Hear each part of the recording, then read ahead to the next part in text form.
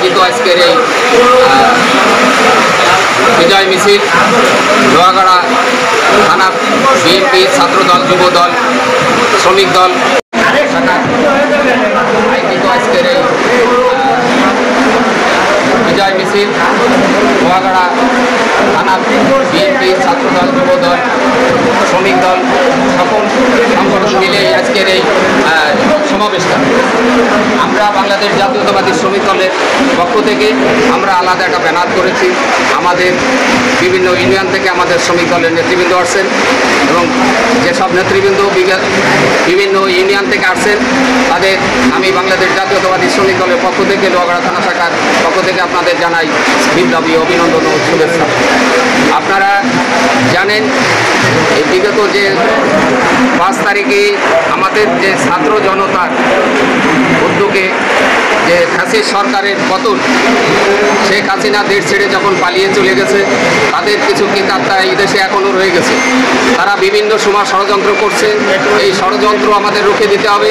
আমাদের সকলকে ঐক্যবদ্ধ করে বাংলাদেশকে একটা স্বাধীন রাষ্ট্র হিসেবে গড়ে তুলতে হবে। সেটা তারেক জিয়ার নেতৃত্বেই হবে এবং আমরা যারা আছি বিএনপির যারা নেতৃবৃন্দ আছেন সকলের প্রতি আমার অনুরোধ থাকবে যে আপনারা কখনো কোনো অন্যায়ের সাথে জড়াবেন না, অন্যায়ের সাথে আপোষ করবেন না এবং নিজেরা অন্যায় করবেন না। আমাদের সামনে ভোট আছে, সেই ভোট জনগণ আমাদের ভালোবেসে আমাদের যাতে ভোট দেয় সেই ব্যবস্থা আমাদের সকলকে নিতে হবে এবং সকলে সেই উদ্যোগগুলো নিতে হবে। ঘরে ঘরে যে মানুষের কাছে ভোট ভিক্ষা করতে এবং মানুষের কাছে সেইভাবে কথা বলতে হবে যাতে আমাদের ভোটগুলো নিঃসন্দেহে ভালোবেসে দেয়। আপনারা আওয়ামী লীগ সরকার যা করে গেছে বিগত দিনে আমরা এই কাজগুলোর জন্য না করি, আমরা এর থেকে বিরত থাকি। আমরা মানুষের পাশে যে দাঁড়াবো, বিপদে আপদে সকলের পাশে যে দাঁড়াবো এই অঙ্গীকার জন্য আমরা করি। আমরা সেই একতাবদ্ধ হয়ে আমরা যেন সকলে সেই কাজগুলো করতে পারি এই অনুরোধ থাকবে আমার সকলের প্রতি। এবং আগামী দিন আমাদের এই শ্রমিক দলের যারা আছেন আমি সকলের উদ্দেশ্যে বলতে চাই যে শ্রমিক দল যখন যে প্রোগ্রামই দিই আপনার শ্রমিক দল যেখানে আপনাদের ডাক দেবে আপনারা সেখানে একতাবদ্ধ হবেন এবং সেখান থেকে বিএনপি আমাদের মাদার সংগঠন বিএনপি যে মিটিং পরিচালনা করবে আমরা তাদের সহযোগিতা করব। কিন্তু আপনি আপনার সংগঠন নিয়ে আপনি একতাবদ্ধ হয়ে সেখানে আসেন, সেখানে আপনি তাদের বিএনপির নেতৃত্বে আপনারা সেই মিছিল মিটিং সেখানে তাদের সহযোগিতা করবেন।